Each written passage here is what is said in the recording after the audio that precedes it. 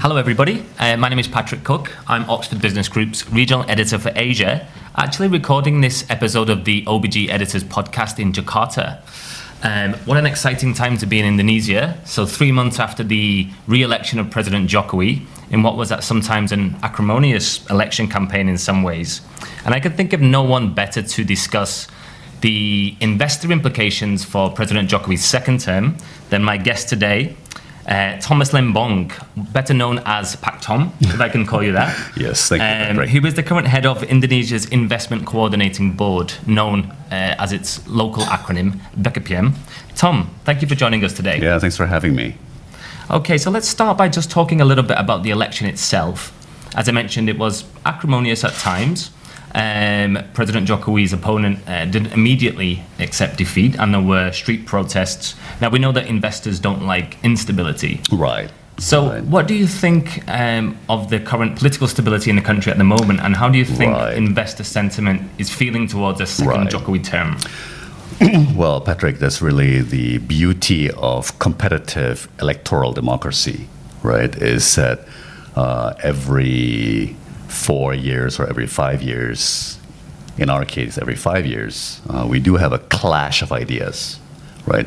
A clash of ideologies, a contest of personalities, and it forces all adults of voting age to really think through, what do we want? Do we want more internationalization or less? Do we want more technology or do we want to slow down? And I think that's sort of part of the healthiness of the regenerative power of the election cycle. And I think the result, of course, is good for business and for investment in terms of continuity and stability, right? But I think it's also going to be regenerative and rejuvenating going into the next cycle, the next 5-year period, because the people have voted in favor of continuation of internationalization, of technology. We want more technology, not less. We don't mind speeding up. We don't want to slow down. And we want more infrastructure. President Jokowi has built more infrastructure in the last 5 years than in the previous 20, right? So it was a thumping vote in favor of more infrastructure. So I think it's a refreshed mandate with an increased margin of victory over his initial election 5 years ago. It's a double-digit margin of victory, so it's a good outcome. Okay, and if we look at, you mentioned sort of internationalization in some ways. In the first term of President Jokowi, there was a lot of reforms, economic packages, I think 16 in total. There was the big bang revisions of the foreign investment list in 2016. And then we saw towards the end of his first term, the moves towards liberalization of the education sector as well. Yes. But I guess, our readers, our international readers, I suppose they're always looking for more. They do see opportunities in Indonesia. So now President Jokowi doesn't have to worry about re-election again. Right. So perhaps he has a little bit more leeway to tackle, in some ways, perhaps, dare I say, nationalistic strains in the economy. So speaking to an international audience, which sectors in particular do you think we could look at further liberalization going forward? So, gently sidestepping the 4-letter word of liberalization, right? But yes, we now prefer the term relaxation. Okay. Of sounds more appealing. Yeah, of limits and constraints. But rather conveniently, the president gave a major policy speech just 5 days ago. About 2 weeks after the Constitutional Court tossed out the opposition's challenge of our election outcome. And he was very fire-breathing, if you will, in favor of reform and further opening up the economy to internationalization, international investment, and also outreach, frankly. We've got to get out more. The tendency of many large countries is to feel very comfortable just staying at home, because in a large country like ours, and many large countries share this, we just feel we've got everything we need right here, right? But more specifically, you already touched on the education sector. So it's actually hard-coded into the free trade agreement that we just signed with Australia, right? Our first trade agreement with a fellow G20 economy in 10 years, that we will take the university sector, the education sector, the vocational training sector from currently 0% foreign ownership allowed. Overnight, we'll take it to 100% foreign ownership allowed, right? And we're working right now with the economic team within the cabinet for a big further opening of many more sectors. So there's probably something that's coming sooner rather than later. But I can tell you the president is gearing up for a major reform push in his second term. Is there any sneak preview of any of the sectors that might be on the table? I think given the boom that we're experiencing in e-commerce and the digital economy, some of the technology-related and communications-related industries, and just to share with your audience who are maybe not obsessively following Indonesia, we're in the midst of a dramatic e-commerce boom, digital economy boom, and it's one of the new growth engines, together with our tourism and lifestyle sector, which have taken over from commodities like palm oil and minerals mining as kind of driving our 5% per year plus GDP growth.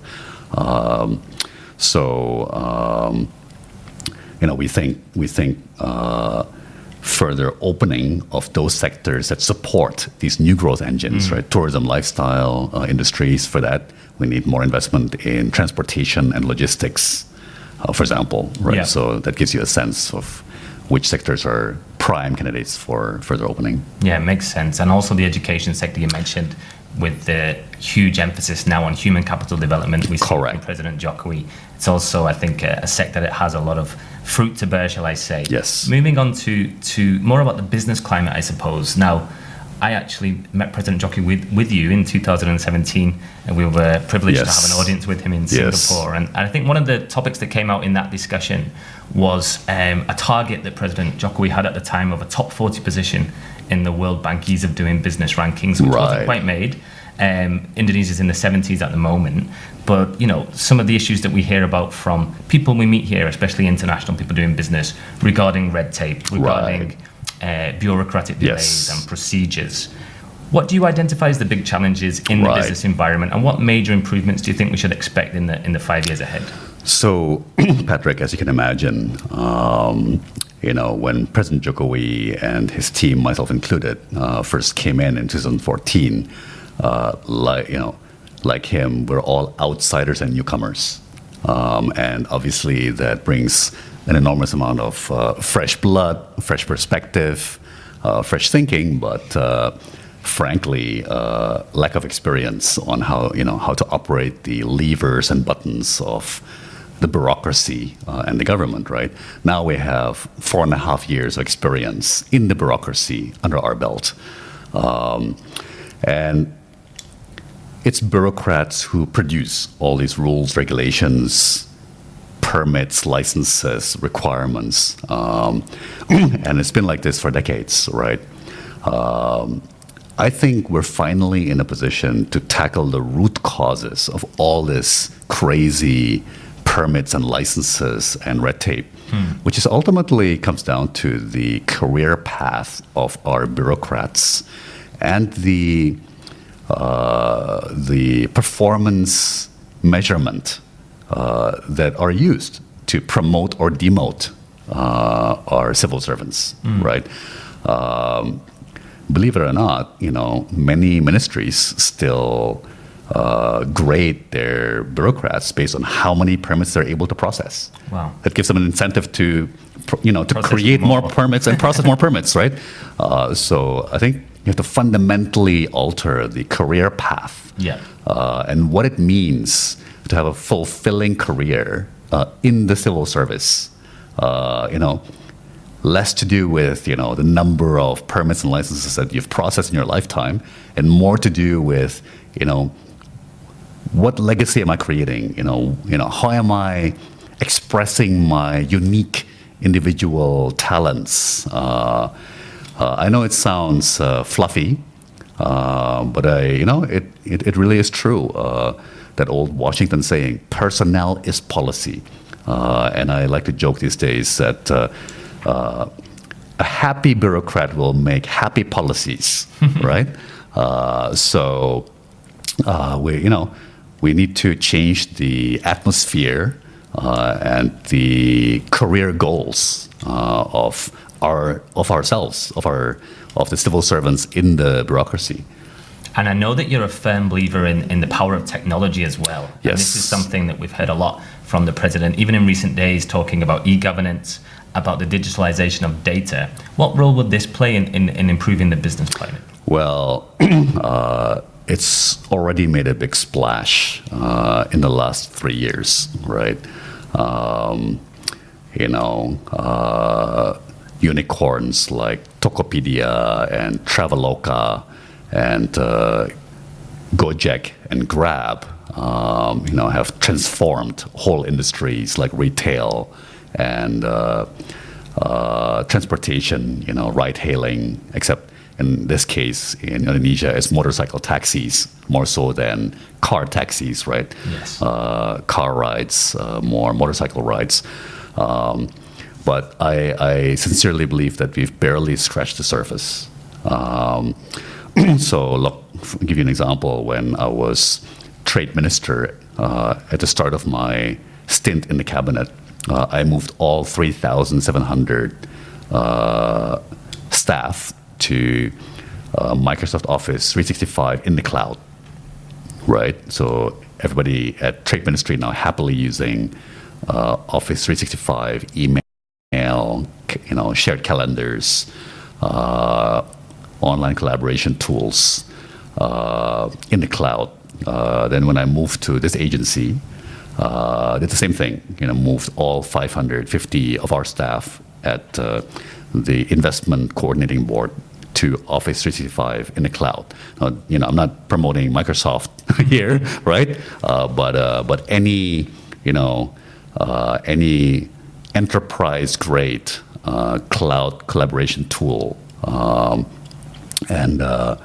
example, the president rolled out a audacious policy to try to unite or reunite permits and licenses of 560 provincial, district, and city governments with the 34 ministries and 30 non-ministry agencies.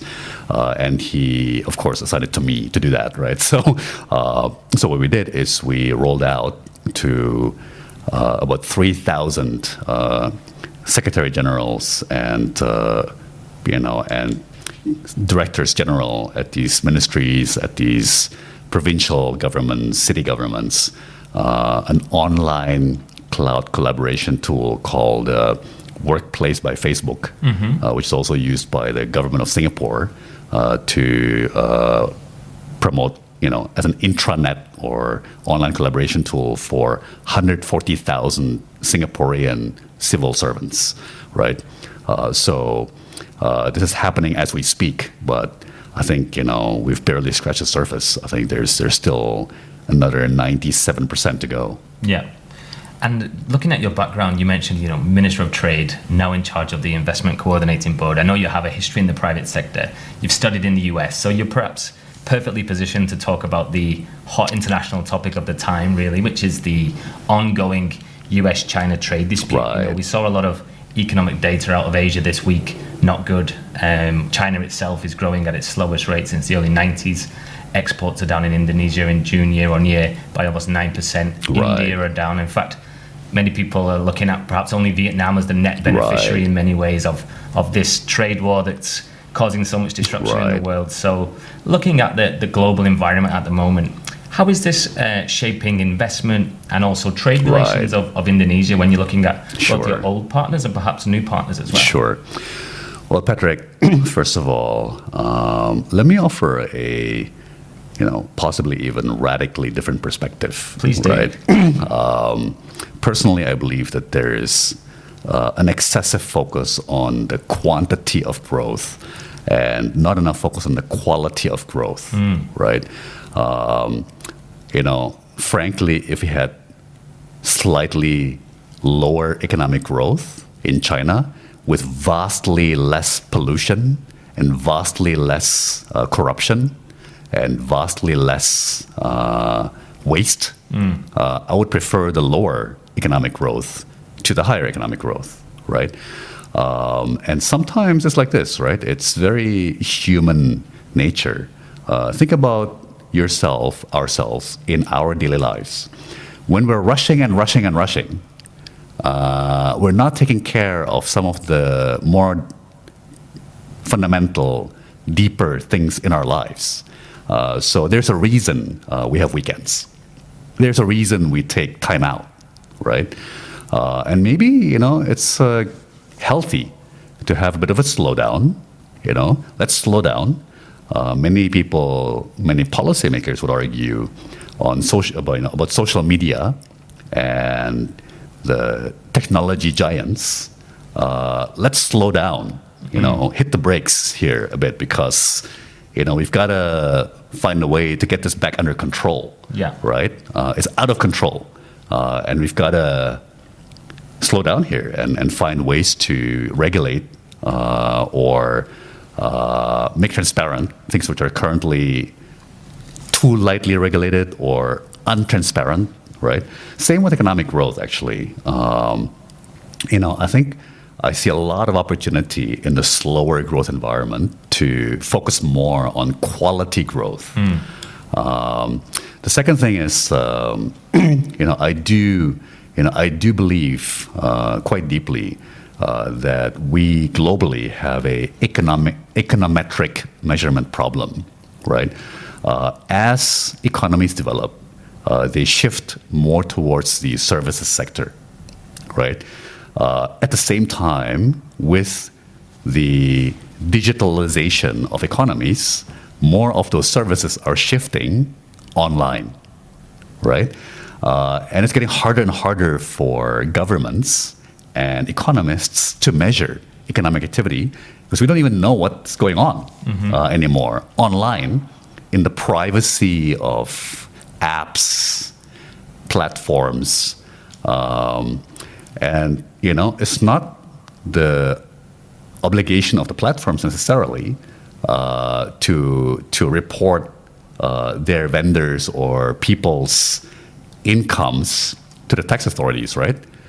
So the point I'm getting at is I know for a fact that there's tens of thousands and probably hundreds of thousands of Indonesians who are on global platforms selling services like graphics, illustration,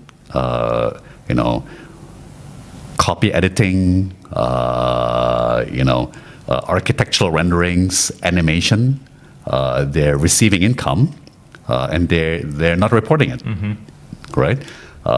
So to the extent that people are getting paid for services online, it will show up in the international money flows, right? But it might show up as a remittance rather than as an export revenue, right? It may show up as a money transfer rather than as an economic activity, right? So that's sort of the second thing. So the first thing is hitting the brakes, pumping the brakes at this time might not be such a bad thing, right? Let us fix our environmental problems, our social media problems, our political problems, social problems. Secondly, let's look again at our measurement tools. Are we really capturing all the consumer benefit and all the new employment opportunities in the digital economy? No, it's an interesting point, and there's increasingly this movement around the world to also recognize economic well-being as well as economic growth. But I was reading a speech from your finance minister, Sri Mulyani, who I respect very much, and I know you do too. And she was talking about, at the moment, Indonesia can't really grow beyond 5 to 5.5%. Right. However, if Indonesia really wants to escape the middle income trap, it needs to grow faster. So how do you sort of reconcile that need for quality growth with the need to actually provide more opportunities for your very big and aspirational population? Well, we're in a very lucky situation, Patrick, because I would say that we're one of the countries that, by luck of history, has reached what I would call critical mass, right? So 2 years ago, or 2017, we became the number 16 country in human history to cross $1 trillion per year GDP, right? And if we're growing at 5% per year, that means we're doubling every 14 years, right? So by 2031, we'll be a $2 trillion per year economy, right? And by 2045, it'll be a $4 trillion per year economy, which is roughly the same size as Germany is today, right? Germany or Japan. And I think we have a critical mass of intrapreneurs, of internationally exposed or internationally educated people, right? Of, world-class companies, of reform-minded technocrats, inspiring leaders like President Jokowi, right? To maintain 5%, no problem, right? Just to remind everyone or ourselves, what is the formula for GDP growth?